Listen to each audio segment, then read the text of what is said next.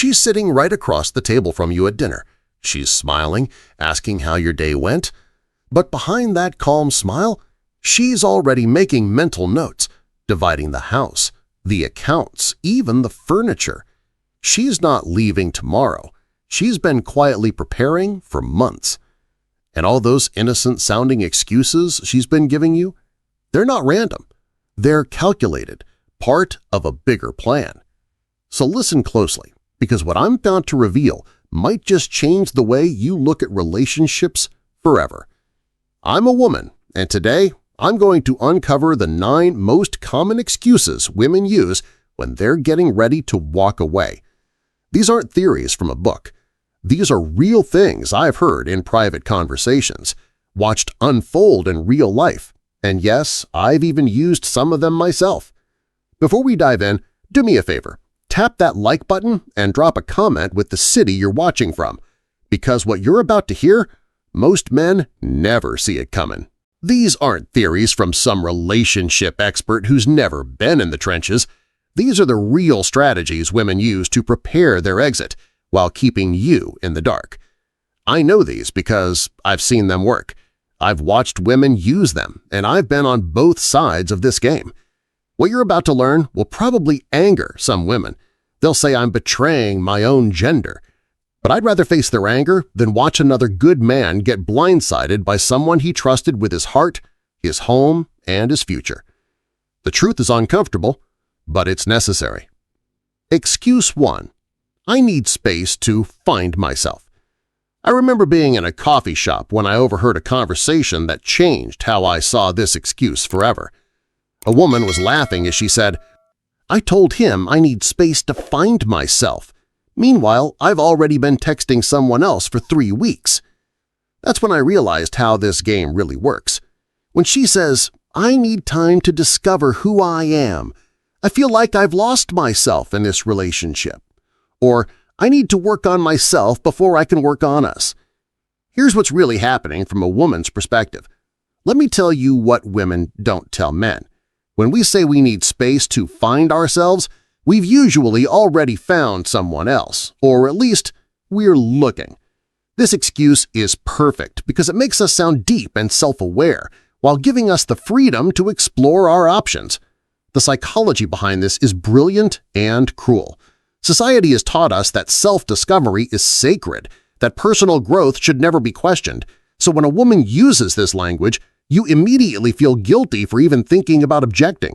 You don't want to be the controlling boyfriend who stands in the way of her personal development, right? But here's what's really happening. She's creating emotional distance while maintaining the moral high ground. She's positioning herself as the victim of an oppressive relationship while you become the oppressor who held her back from becoming her true self. It's a narrative that works in her favor, legally, socially, and emotionally. This establishes her as the victim of an oppressive relationship, creates legal and social justification for leaving, and allows her to explore other options while you wait. I've heard women say things like, "He's so understanding about my need for space. He has no idea I'm using this time to figure out if I want him or someone new." It's cruel, but it's real. The most insidious part is how she'll use this time to test the waters with other men while keeping you as her safety net.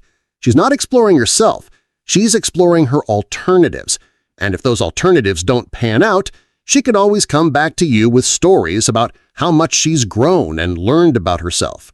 Watch for sudden interest in self-discovery after years of stability, new activities that don't include you, and vague timelines for when this space will end. Don't chase or beg for clarity. Set your own boundaries around this space and focus on your own growth, not waiting for her return. Excuse 2. We've grown apart. I once worked with a woman who told me something that shook me. I've been married to him for 8 years, but I've been rewriting our story for the last 6 months. Now every good memory feels like I was just settling. This is how women prepare psychologically for divorce. We don't just leave the present, we rewrite the past. When she says, "We want different things now," "We're just not compatible anymore," or "People change and we've changed in different directions." Here's what men don't understand. When a woman says, "You've grown apart," She's not describing what happened. She's describing what she's decided. I've watched women take perfectly normal relationship struggles and inflate them into fundamental incompatibilities because it makes leaving feel justified. This makes the divorce seem mutual and mature, prevents you from fighting for the relationship, and establishes grounds for irreconcilable differences. I've heard women say things like, "I'm going to start pointing out all the ways we don't match so he'll see it too." It's not that you actually grew apart. It's that she's decided you have, and now she's building the evidence. Watch for suddenly pointing out incompatibilities that never bothered her before, claiming you never really understood each other, and dismissing good memories as settling or ignoring red flags. Excuse 3. I'm too stressed or depressed to deal with relationship issues. I'll never forget what I heard after a divorce was finalized. For months, I told him I was too depressed to talk about our problems. Really, I was just depressed about being married to him. But saying I was mentally struggling meant he couldn't question anything I did. It was the perfect shield. When she says, "I'm going through too much right now. My mental health needs to come first," or "I can't handle relationship pressure on top of everything else." Let me be brutally honest. Sometimes we use mental health as a weapon. Not because we're evil, but because we know it's the one thing men can't argue with. You bring up our behavior, and we say we're struggling. Suddenly, you're the villain for not supporting us. This makes you the villain if you press for answers, buys time to organize her exit strategy, and creates sympathy that works in her favor during divorce proceedings. I've heard women say, "I told him I needed therapy for my depression, but really I was using those sessions to talk about how unhappy I was in the marriage. The therapist helped me realize I deserve better." Mental health becomes the excuse to leave. Support mental health, but maintain your boundaries.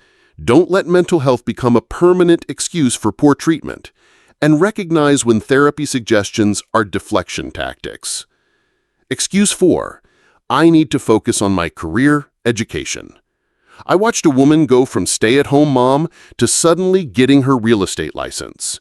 She told her husband it was about personal fulfillment. What she told others at the gym was different. "I need my own money for when I leave him. He just doesn't know it yet." Her career ambition wasn't about growth. It was escape.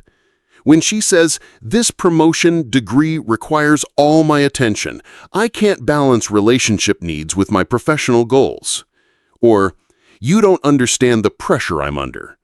Here's what women know that men often miss. Career advancement isn't just about personal satisfaction when you're planning to leave. It's about securing your financial independence. I've seen women suddenly become career-focused right before they file for divorce. Career advancement equals better financial position in divorce. Professional connections become new social circle and potential partners. And success narrative becomes "I outgrew him" justification.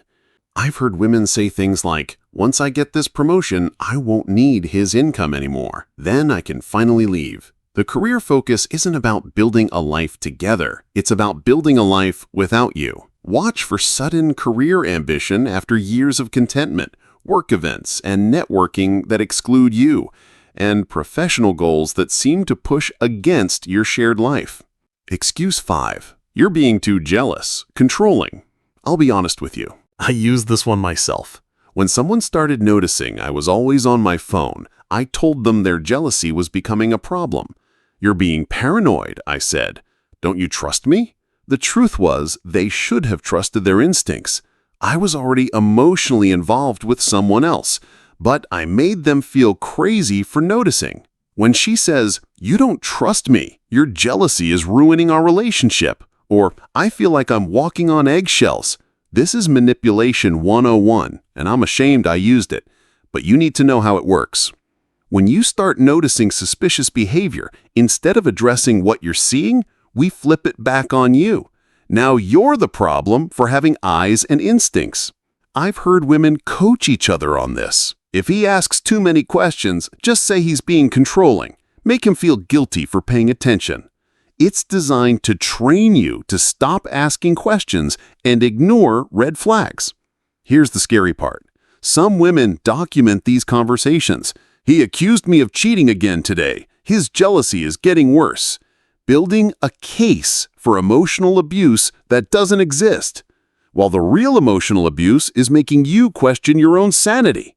When a woman says you're being jealous, ask yourself, was she acting suspicious before you got jealous? Because usually your instincts kicked in first, and now she's punishing you for having them. Excuse 6. I want to travel, experience life.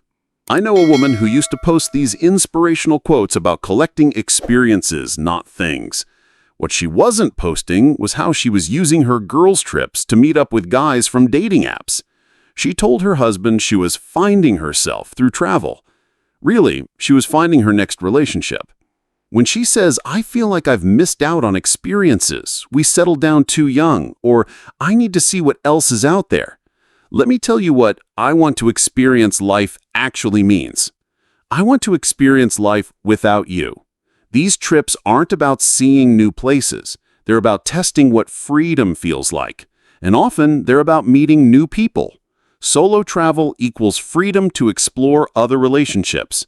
Missing out narrative means relationship was a sacrifice, and experience seeking becomes justification for leaving stability. I've heard women say, these solo trips are showing me how much happier I am alone.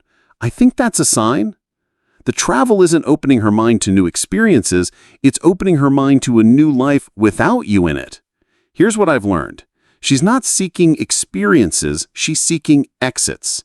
Every trip where she feels happy without you is proof to her that she doesn't need you, and that feeling is addictive. Watch for sudden wanderlust after years of contentment, solo trips that she's secretive about, and coming back from trips more distant, not closer.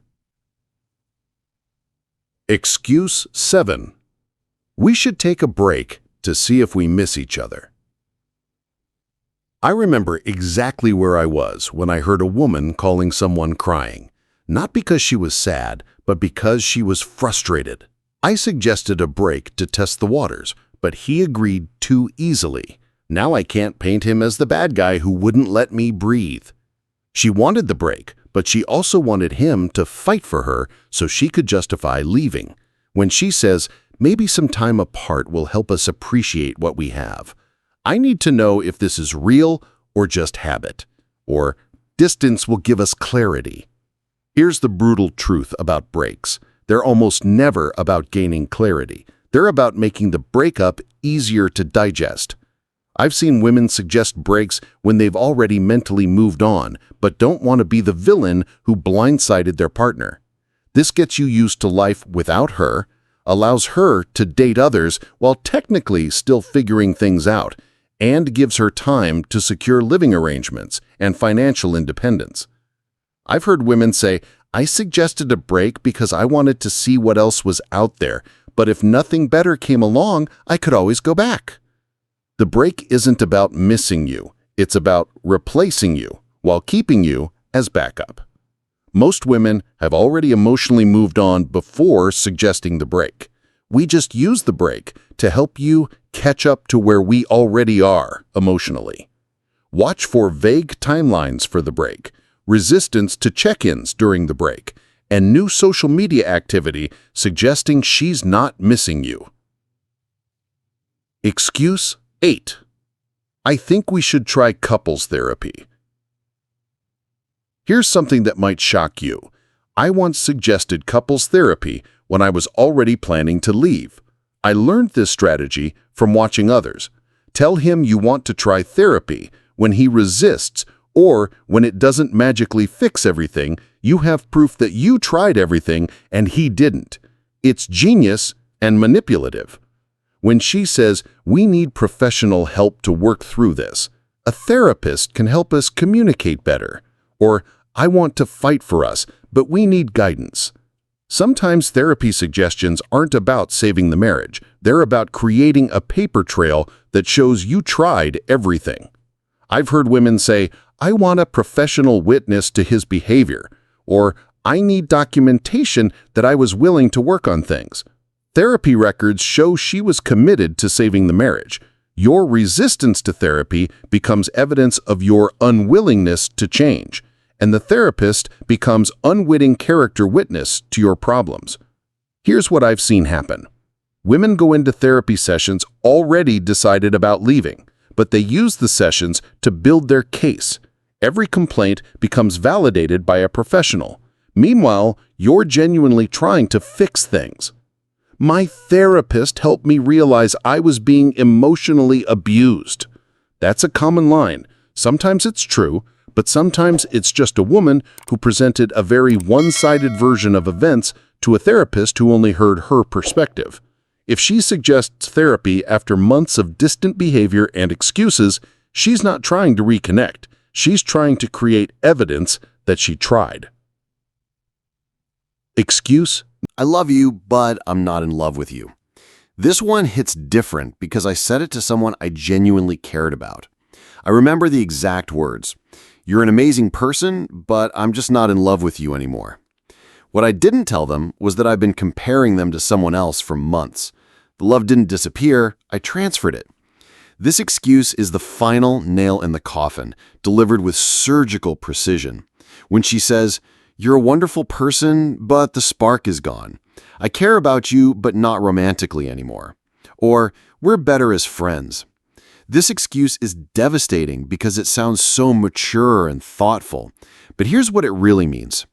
I've already emotionally moved on, probably to someone specific, but I want you to think this is just a natural evolution of feelings. It's the cleanest way to end things without admitting to emotional infidelity. This positions breakup as inevitable, not her choice, makes her seem reasonable and thoughtful, and prevents you from fighting for the relationship, because what can you do about feelings? I've watched women wait to deliver this line until after major purchases, after promotions, after the house is refinanced. It's not a coincidence. The timing is strategic. When we say we're not in love anymore, we're betting that you won't ask the hard questions. When did this change? What specific thing killed your feelings? Who else are you comparing me to? Because usually there are answers to those questions that we don't want to give, and that offer to stay friends, that's not about maintaining a connection, it's about keeping you compliant during the divorce proceedings. Friends don't hire aggressive lawyers. After watching dozens of women use these excuses, and using some myself, I started seeing the pattern. Every single excuse serves the same purpose. They're all designed to make you the understanding, supportive partner while she plans her exit. You think you're being patient and loving, but really you're being managed. They all position her as the victim or the mature one, create plausible deniability for her real motives, buy time for strategic preparation, train you to stop questioning suspicious behavior, and build a legal toxic narrative that favors her. I've seen this progression so many times. Early excuses test your boundaries and reactions. Middle excuses create distance and freedom. Final excuses prepare for the legal and financial separation. It's a systematic dismantling of your relationship. The hardest part about sharing this is knowing how many women will be angry that I'm exposing these strategies, but men deserve to see these patterns clearly because once you do, you can't unsee them. If you're sitting there recognizing multiple excuses from this list, I need you to understand something. She's not confused, she's not going through a phase, she's executing a plan. And the sooner you accept that reality, the better you can protect yourself. Document everything. Dates, conversations, behavior changes. Secure your finances. Understand your assets and liabilities. Consult legal counsel. Know your rights before she files. Stop trying to fix the relationship. Accept the reality. Focus on your own preparation, both legal and emotional. Don't waste energy trying to change her mind. Accept what you cannot control, her decisions. Focus on what you can control. Your response and preparation. Maintain your dignity throughout the process. Stop providing emotional labor to someone planning to leave. Stop trying to win back someone who's already mentally moved on. Redirect your energy to people and activities that actually value you. I know this video might be hard to hear, especially coming from a woman, but I'd rather be honest about how some women operate than let good men continue to be blindsided. I've been on both sides of this, and I can tell you the woman who wants to save her marriage doesn't need a list of excuses. She needs solutions. If you're recognizing multiple excuses from this list, she's not confused about the relationship. She's managing your reaction to her exit strategy. The preparation isn't happening in your imagination. It's happening in plain sight, disguised as normal relationship struggles. But here's what she's not counting on. A man who sees clearly, prepares strategically, and refuses to be destroyed by someone else's deception. You can't control her choices, but you can control your response.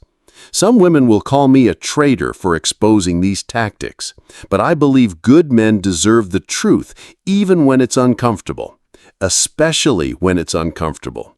Look, I'm not proud of some of the tactics I've used in past relationships, but watching good men get destroyed because they trusted the wrong person made me realize I had a responsibility to speak up.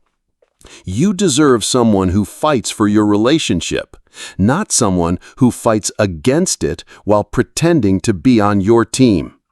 Remember, the woman who truly wants to save the relationship doesn't need excuses.